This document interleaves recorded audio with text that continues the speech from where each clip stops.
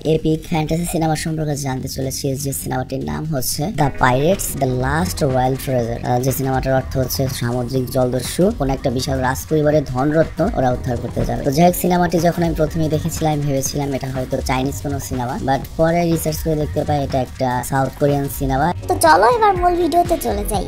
তো এই সিনেমার শুরুতে আমাদেরকে বলা হয় এই কাহিনী হচ্ছে আরো 200-300 বছর আগেকার, যখন আমাদের একটা কিংডম বা একটা রাজ্যকে দেখানো হয়, আর সেই রাজ্য জাপানের সাথে যুদ্ধে হেরে গিয়েছে। বুঝতেই পারছো কোরিয়ানরা জাপানিজদের তো খারাপ দেখাবে। তো এই কিংডমের রাজা যখন বুঝতে পারে যে আমি হেরে যাচ্ছি এবং আমার সব শেষ হয়ে যাবে, আমি মারা পড়বো, কিন্তু আমার স্বর্ণ আমি তোকে দেবো না, কুত্তাদের খাওয়াবো কিন্তু তোকে দেবো না। তো এর জন্য সে তার যে খাস লোকদের রয়েছে তাদের সবাইকে অর্ডার দেয় তার দেশে যত সোনা রয়েছে সব কোথাও চিরদিনের জন্য লুকিয়ে দেওয়ার জন্য। সে চায় না এই স্বর্ণ তার শত্রুদের হাতে পড়ুক, তাহলে আরো অনেক দেশ ধ্বংস করবে। তো যাই হোক, প্রায় 80 বছর পরের দৃশ্য আমাদের দেখানো হয়, যেখানে আমরা ছোট্ট একটা চাটান দেখতে পাই আর কি, সমুদ্রের মধ্যে, শিপ নয়। ওখানে কিছু কয়েদিরা ছিল আর ওদের অবস্থা খুবই খারাপ। অ্যাকচুয়ালি হয়েছে কি, ওরা হচ্ছে তোমার সামুদ্রিক ডাকাত ছিল। তো ওদেরকে পুলিশরা ধরে শাস্তি হিসেবে ওদেরকে এখানে মরে যাওয়ার জন্য ছেড়ে দেওয়া হয়েছে মাঝ সমুদ্রে। ওরাও বাঁচার আশা ছেড়ে দিয়েছে, কিন্তু ওদের ভাগ্য অত খারাপ ছিল না, কারণ পরিচালক তখন ওদের মায়া করে ওরা মারা যাওয়ার আগে সেখানে অনেক বড় একটা সামুদ্রিক জাহাজ পাঠিয়ে দেয়। কিন্তু পরিচালকের মন আরো কত উদার এটা আমরা বুঝতে পারি যখন ওই নতুন যে জাহাজটা আসলো সেই জাহাজের ক্যাপ্টেনকে যখন দেখানো হয়। ভাই, এটা একটা মহাসুন্দরী মেয়ে ছিল, তার উপর আবার এই মেয়েটির মানুষের উপর দয়া আমি অনেক বেশি, তো ওদেরকে দেখে অনেক মায়া হয়। এই জন্য এই কারণে তাদের সবাইকে নিজের জাহাজে তুলে নেয় এবং ওদেরকে অর্ডার দেয় আমার জাহাজে এখন থেকে কাজ করবে। তো যাই হোক, এভাবে 3 মাস কেটে যায়। তো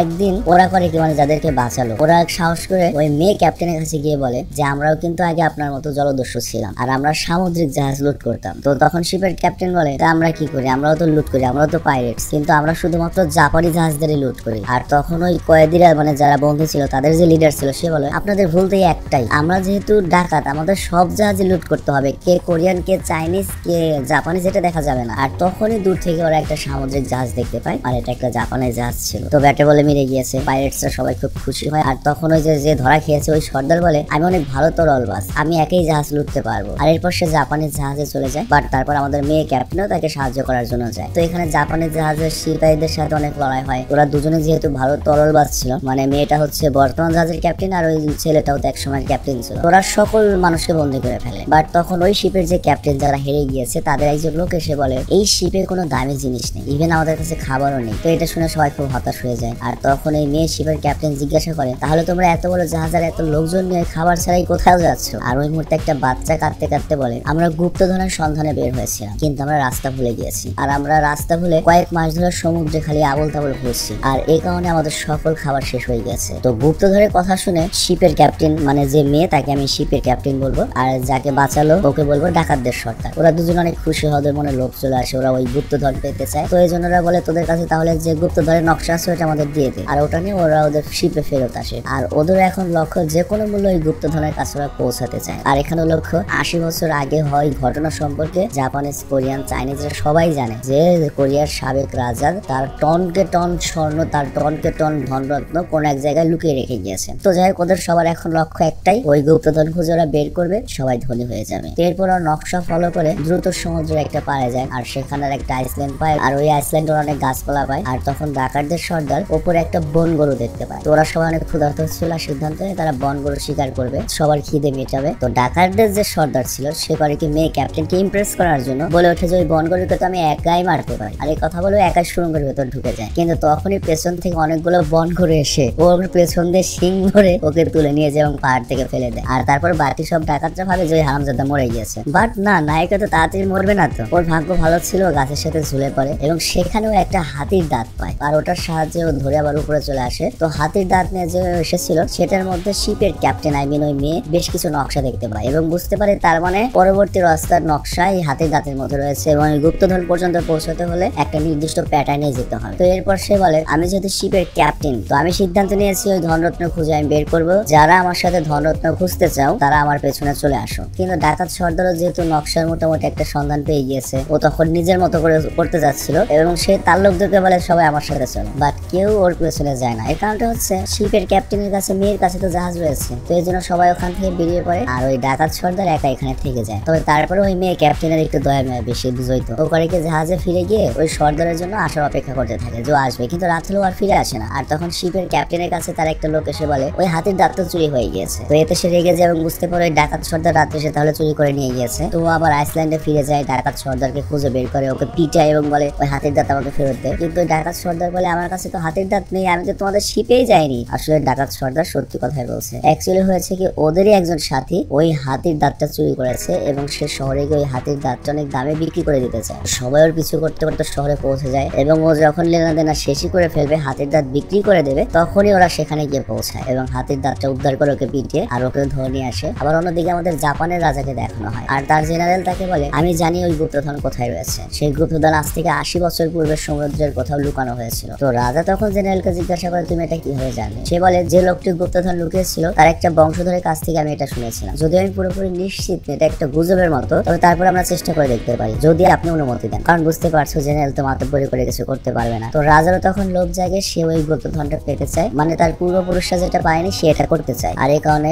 জেনারেলকে অর্ডার দেয় যা গুপ্তধন নিয়ে আয়। আর অন্যদিকে শিপের ক্যাপ্টেন ডাকাতদের সর্দার আর বাকি সবাইকে দেখানো হয় ওদের কাছে এখন হাতির দাঁত রয়েছে। তো হাতির দাঁতের উপরে যা লেখা ছিল ওরা করে কি তা কাগজের মধ্যে রিপ্রিন্ট করে। তো ওরা এখন বুঝতে পারছিল না যে এখান থেকে ওদেরকে কোন দিকে যেতে হবে। কিন্তু ডাকাতদের সর্দার তখন বলে মনে হয় আমি এরপরে হেল্প করতে পারবো, আমি তোমাদেরকে নিয়ে যেতে পারি। তো এরপর ওই ডাকাতদের সর্দার লিড নেয় এবং শিপ নিয়ে ওই দিকে যেতে থাকে। আর তারপর যখন সমুদ্রের মাঝামাঝিতে চলে আসে তখন ডাকাতদের সর্দার বলে এর পরের রাস্তাটি আমাদের সমুদ্রে ঝাঁপ দিয়ে বের হতে হবে। কিন্তু আমি এটার কোনো লজিক বুঝলাম না হয়তো বুঝেছি, কারণ হয়তো ডুব দিয়ে তারপরে তোমার ওই একটা গুহার মধ্যে ঢুকতে হবে যে গুহাটা সমুদ্রের নিচে রয়েছে। তো এরপর তারা সমুদ্রে ঝাঁপ দেয় আর তারা সমুদ্রের নিচে গিয়ে গুহার অন্য প্রান্তে গিয়ে ওঠে আর সেখানে অনেকগুলো গুহা ছিল। তো ডাকাতদের সর্দার তখন ক্যাপ্টেনকে বলে দেখো তুমি সবার ক্যাপ্টেন, এখন তুমি পরবর্তী রাস্তা বলে দাও কি হবে। মানে এখানে মেয়ে ক্যাপ্টেনকে অপমান করছে। আর এখানে আরেকটা ব্যাপার বলি এক বনে দুই বাঘ থাকতে পারে না, এরকম একটা কথা রয়েছে। দুইজনে যেহেতু ক্যাপ্টেন ওদের মধ্যে একটু খুনসুটি থাকে আর কি। আবার মেয়ে ক্যাপ্টেন ওই ডাকাত দলের সর্দারকে ফালাতে পারছে না, কারণ গুপ্তধন উদ্ধার করতে কাজে লাগতে পারে। তো যাই শিপের ক্যাপ্টেনকে যখন অপমান করেছে মেয়েকে তখন তার একটা অনুগত লোকের একদমই ভালো লাগে না। আর এর জন্য সে করে কি ডাকাত দলের ক্যাপ্টেনের উপর আক্রমণ করে। আর ডাকাতের সর্দারও তো অনেক ভালো ফাইটার, ও করে কি ওকে তুলে পাথরের দিকে ছুড়ে মারে। আর এতে ওই পাথরের জায়গাটা ভেঙে যায় এবং দেখা যায় এটা কোনো পাথরের গুহা নয়, এখান থেকে এই রাস্তা দিয়ে ঢুকতে হবে। তো এরপর তারা সবাই মশাল নিয়ে সেদিকে এগিয়ে যায় আর ওখানে কি ওরা অনেক রূপা চান্দি পায়। আর এতে সবাই অনেক খুশি। বা ডাকাতদের সর্দার বলে আমরা যে গল্প শুনেছি সেই গল্প অনুযায়ী সেখানে অনেক সোনার থাকার কথা, এখানে রূপা থাকার কথা না, এটা মেন গুপ্তধন নয়, এগুলো আমাদেরকে ধোকা দেওয়ার জন্য রাখা হয়েছে যাতে আমরা এগুলোকে গুপ্তধন ভেবে এখান থেকে চলে যাই। আর তখনই তারা সেখানে একটা পতাকা দেখতে পায় যেখানে ড্রাগনের চিহ্ন আঁকানো ছিল। তো ডাকাত সর্দার ওই পতাকাটা মন দিয়ে দেখে থাকে এবং বুঝতে পারে এটা কোনো ড্রাগন নয়, এর মধ্যে গুপ্ত ভাবে একটা পাজল রয়েছে যেটা একটা রাস্তা। কিন্তু তখনই হঠাৎ করে গুহা কেঁপে ওঠে। আসলে বাইরে রাজার জেনারেল এখানে চলে এসেছে আর সেই জায়গার ব্যাপারে আগে থেকে গুজব শুনেছিল। আর এরপর ওরা মুখোমুখি হয়ে যায়। তো ডাকাতদের সর্দারকে দেখে তো জেনারেল রেগে বেগুন আগুন হয়ে যায়, কারণ এই ব্যক্তি মূলত সর্দারকে মারার জন্য সমুদ্রে ফেলে গিয়েছিল, যে বেচুরে সেটা দেখে রেগে যায়, মানে ভয়ানক শত্রুরা। তো এখানে ভয়ানক একটা ফাইট হয় এবং ফাইটের মাঝে রূপায় ভরা একটা বাক্স দড়ি দিয়ে বেঁধে ডাকাতের সর্দারের কোমরে বেঁধে দিয়ে পানিতে ফেলে দেয় ওই জেনারেল, যার ফলে ওর পানিতে তলিয়ে যেতে থাকে।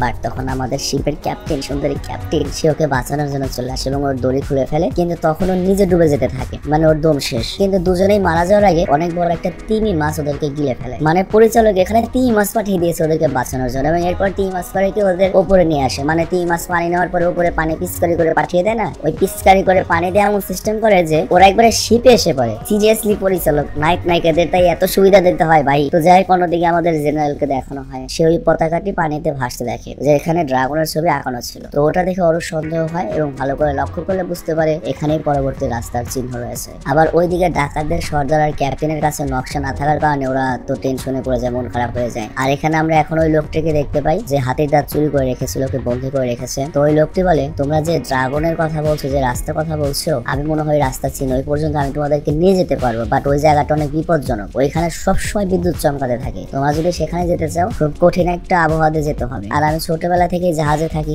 এবং দুই একটা মিশনে আমি অনেক পাইরেটস এর সাথে সম্পদ উদ্ধার করার জন্য গিয়েছিলাম, কিন্তু তারা কেউ সফল হয়নি, মনে হয় না তোমরাও সফল হবে। তবে তারপরে আমি এতটুকু করব, কিন্তু একটা শর্ত রয়েছে, আমাকে এই শিপের নতুন ক্যাপ্টেন বানাতে হবে। আমার ছোটবেলা থেকে স্বপ্ন আমি শিপের ক্যাপ্টেন হবো। তো যেহেতু আর কোনো উপায় নেই, তো এই জন্য সবাই রাজি হয়ে যায় এবং ওই হারামজাদা জোকার নতুন ক্যাপ্টেন হয় এবং সে সবাইকে বলতে থাকে কোন দিকে যেতে হবে কোন দিকে না যেতে হয়, মানে তেলা পোকায় পালে মাছ ধরে কি করি কি না করি এরকম একটা সিস্টেম। আর এরপর আমাদের শিপের পুরনো ক্যাপ্টেনকে দেখানো হয়, আমাদের মেয়েকে, ওকে খাবার বানানোর কাজ দেওয়া হয়েছে। তো অনেক খারাপ খাবার বানায়, মানে বলছো সারা জীবন রাজত্ব করেছে, আজকেও কামলা হয়ে গিয়েছে শুধুমাত্র ধন সম্পদের আশা। তো ওর খাবার এত খারাপ হয়েছে যে কেউ খেতে পারে না। বা ডাকাতের সর্দার ওই মেয়ে ক্যাপ্টেনের খাবার অনেক প্রশংসা করে এবং বলে আমি লাইফে এত মজার খাবার কখনোই খাইনি। অ্যাকচুয়ালি সর্দার আর কি মেয়েটিকে পটানোর চেষ্টা করে, অনেক পছন্দ করে। তো কয়েকদিন সফর করার পরে ফাইনাল ওরা সেই জায়গায় পৌঁছে যায় যেখানে গুপ্তধন রয়েছে, যেখানে অনেক জোরে জোরে বিদ্যুৎ চমকাচ্ছিল, আবহাওয়ার অবস্থা অনেক খারাপ এবং একটা বিদ্যুতের ঝটকায় সাথে জাহাজের উপর পড়ে। আর সবাই তখন ভয় পেয়ে যায়, কিন্তু ওরা হার না মেনে সামনের দিকে এগিয়ে যেতে থাকে। আর জেনারেলও তার শিপ নিয়ে সেখানে পৌঁছে যায়। আর সে জানতো এখন এখানে অনেক বাস করতে পারে, আর এই জন্য সে শিপের সাথে এমন একটা সিস্টেম করেছে, পাল লাগিয়ে একবারে পানি পর্যন্ত তোমার একটা তার দিয়ে দিয়েছে, মানে যত বজ্র পড়বে সব পানিতে চলে যাবে, শিপের ক্ষতি হবে না। তো যাই হোক দুটো শিপ আইল্যান্ডে পৌঁছে যায় এবং সেখানকার পরিবেশ একদম ঠান্ডা। আর এই আইসল্যান্ডে অনেক উঁচু উঁচু পাহাড় দেখা যায়, যেটার উপর কালো মেঘ রয়েছে এবং অনবরত বাস পড়ছে। তো ওদের সবার কাছে মনে হয় গুপ্তধন হয়তো এখানেই থাকবে, কারণ ওখানে হয়তো মেটাল রয়েছে, এই জন্য বাসগুলো পড়ছে। তো এরপর পুরোনো ক্যাপ্টেন আর ডাকাতদের সর্দার আলাদা হয়ে যায় সবার কাছ থেকে, আর টিমের বাকি সব অন্য জায়গায় ছিল। তো ডাকাতদের সর্দার পুরোনো ক্যাপ্টেনকে বলে, আমি মেয়েকে বলে আমি দেখে আসছি, তুমি এখানেই থাকো, কারণ ওখানে যা বিপজ্জনক হতে পারে। চিন্তা করো কত চিন্তা। আর এদিকে আমরা দেখি নতুন শালার যে ক্যাপ্টেন হয়েছে, তেলা পোকায় পাইলে মাছ ধরি, কি করি কি না করি, সবাইকে অদ্ভুত অদ্ভুত অর্ডার দিচ্ছিল। আর এতে সবাই অনেক বিরক্ত হয়ে যায় এবং এক পর্যায়ে রেগে ওকে মারার জন্য তাড়া করে। আর তারপরে ও পাথরের নিচে লুকিয়ে পড়ে। আর তখন একটা পেঙ্গুইন আসে সামনে, আর পেঙ্গুইনের মুখে একটা সোনার বার ছিল। তো এটা দেখে ও তো শক এবং সবাইকে ডাকে যে স্বর্ণ পেয়েছি স্বর্ণ পেয়েছি। বাট বাকিরা যখন সেখানে আসে, পেঙ্গুইন ততক্ষণ সেখান থেকে চলে গিয়েছে। আর সবাই ভাবে পাগল সবাই মিথ্যা কথা বলছে, ওদের বকা বানাচ্ছে। তো এরপর ওরা করে কি, ক্যাপ্টেনকে যখন পানিতে ফেলে দেবে তার আগেই পেঙ্গুইন পেছনে চলে আসে এবং পেঙ্গুইনের মুখে সোনার বার ছিল। তো এটা দেখে সবাই খুশি হয়, তার মানে তারা সঠিক জায়গাতে এসেছে, তার মানে এই আইল্যান্ডে এই দ্বীপে কোথাও গুপ্তধন রয়েছে। আর এইদিকে ডাকাতদের সর্দার যখন ওই পাহাড়ে পৌঁছায় তখন দেখা যায় জেনারেল আগে থেকে তার লোকজন নিয়ে পৌঁছে গিয়েছে এবং তার সাথে আর অনেক সেনা রয়েছে। আর সব জায়গায় বাস পড়ার কারণে জেনারেলের অনেক সেনা এখানে মারা যায়। তো জেনারেল তখন দেখে যে একটা জায়গায় শুধুমাত্র বাস পড়ছে না, আর তখন সে তার সেনাদেরকে অর্ডার দেয় ওই জায়গাটা খোদাই করো। তো এরপর যখন ওরা ওই জায়গাটা খোদাই করে একটা সিন্দুক পায় ওরা, যেটার মধ্যে ড্রাগনের মুখোশ ছিল। কিন্তু তখন ওদের মধ্যে একজন দেখতে পায় যে ডাকাতের যে সর্দার লুকিয়ে লুকিয়ে ওদেরকে দেখছে। তো তখনই ওরা কি তার উপর ওরা আক্রমণ করে এবং ডাকাতের সর্দারকে নিচে ফেলে দেয়। কিন্তু ডাকাতের সর্দার তখন করে ড্রাগনের মুখোশ নিয়ে নেয় আর জেনারেলকে বলে, তুই যদি এই মুখোশ চাস তাহলে গুপ্তধনের রাস্তাতে জানতে পারবি, কিন্তু তার আগে আমার সাথে তো লড়তে হবে, এটা তোর সাথে আমার শেষ ফাইট হবে, হয় আমি বাঁচবো না তো তুই বাঁচবি। লাস্ট ডোর আমাকে হারিয়ে দিয়েছিলি, তুই আবার জান ভিক্ষা দিয়েছিলি, বাট এবার আমি লড়বো, আমি তোর জান ভিক্ষা দেবো না। জেনারেল রাজি হয়ে যায়, মানে 1 ভার্সেস 1 ফাইটে। এরপর দুজনের মধ্যে ফাইট শুরু হয়। আর অন্যদিকে আমাদের শিপের পুরোনো ক্যাপ্টেনকে দেখানো হয় এবং আমরা দেখতে পাই ওদের শিপের উপরেও জেনারেলের লোকেরা আক্রমণ করেছে, জাপানিজ লোকেরা। তো তখন ওরা ওদের শিপ বাঁচানোর জন্য ওদের সাথে লড়াই করতে থাকে। আর এইদিকে নতুন ক্যাপ্টেন পেঙ্গুইনের পায়ে দড়ি বেঁধে দেয়, কিন্তু তখনই পেঙ্গুইন করে কি পানিতে লাফ দেয়, কিন্তু ক্যাপ্টেনও পানিতে পড়ে যেতে থাকে এবং পেঙ্গুইনকে পানির নিচ দিয়ে নিয়ে যেতে থাকে। মানে চিন্তা করো কি আজগুবি। তবে কাহিনী যতই আজগুবি হোক, কাহিনীটার ফিনিশিংটা অনেক সুন্দর করেছে। অনেক কিছু এখানে অসম্ভব দেখিয়েছে, মানে বুঝতেই পারছো এটা তো একটা ফ্যান্টাসি সিনেমা, কিন্তু ফিনিশিংটা ভালো দিয়েছে অনেক আর কি। তো যাই হোক এদিকে আমাদের সর্দার আর জেনারেলকে দেখানো হয় তারা এক অপরের সাথে লড়ছিল। আর এই লড়াইয়ের মাঝে সর্দারের হাত থেকে মুখোশ ছুটে যায় আর ওটা পাহাড় থেকে সোজা সমুদ্রে এসে পড়ে। আবার ওই যে নতুন ক্যাপ্টেন যাকে পেঙ্গুইন পানিতে নিয়ে এসেছে,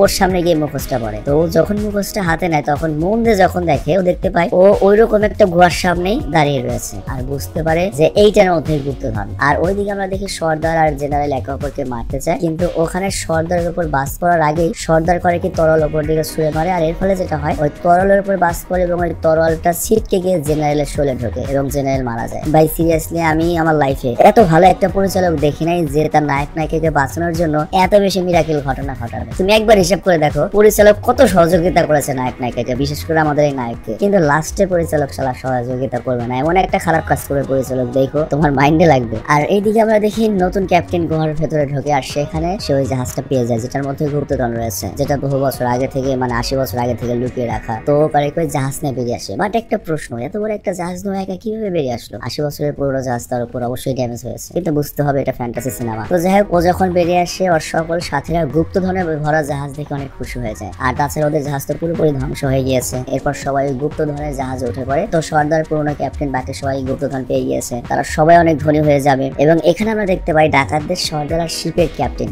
একে অপরের দিকে তাকিয়ে রয়েছে। আর এই বিশাল জার্নিতে তারা এক অপরকে ভালোবেসে ফেলেছে, কিন্তু শালার পরিচালক এইখানে কোনো হেল্প করে না ভাই। পরিচালক ওদেরকে মিলিয়ে দেয় না, মানে ওদের ভালোবাসা মনে মনেই থাকে এবং ওদের জাহাজ বাড়ির দিকে যেতে থাকে। মানে পরিচালক তুই নায়ক নায়িকার জন্য এত কিছু করলি, কিন্তু লাস্ট ওদের মিলাই দিলি না কেন? সিরিয়াসলি পরিচালক নর্থ কোরিয়ার যে তোমার স্বৈরশাসক কিম জং উন, ওর মতো একটা পরিচালক, ওর যা মনে হয়েছে ও সিনেমাতে তাই করেছে, কিন্তু ফিনিশিংটা ভালো বানায় নাই। তো আমি আজকের মতো বিদায় নেবো। আমি জানি না সিনেমা তোমাদের কাছে কেমন লেগেছে, তবে মাঝে মাঝে এরকম ফ্যান্টাসি কাছে সিনেমা দেখতে আমার বেশ ভালো লাগে। তো আমি আজকের মতো বিদায় নিচ্ছি, ভালো থেকো, সুস্থ থেকো। আর র্যান্ডম স্টোরে আমাদের যে ক্যাম্পেইনটা চলছে সেটার ভিডিওটা আমি লাস্টে প্লে করে দিচ্ছি। একটা গুড নিউজ রয়েছে, সেটা হচ্ছে আমাদের একটা ক্লোথিং স্টোর রয়েছে, তোমরা সবাই সেটা জানো। আর আমাদের ক্লোথিং স্টোরটা একটু ডিফারেন্ট, এর কারণটা হচ্ছে তুমি তোমার ইচ্ছা মতো তোমার টি শার্টটি ডিজাইন করে নিতে পারো। মনে করো গুগল থেকে যে কোনো একটা গ্রাফিক্স তুমি ডাউনলোড করে দিলে, বা সামনে কোন গ্রাফিক্স থাকবে, পেছনে কোন গ্রাফিক্স থাকবে, বা তুমি তোমার বন্ধু বা বান্ধবীকে তার স্পেশাল ডেতে স্পেশাল একটা টি শার্ট গিফট করতে চাও, তাহলে আমাদের ওখান থেকে তুমি অর্ডার করতে পারো। আর র্যান্ডম স্টোরকে আরো এক ধাপ এগিয়ে নেওয়ার জন্য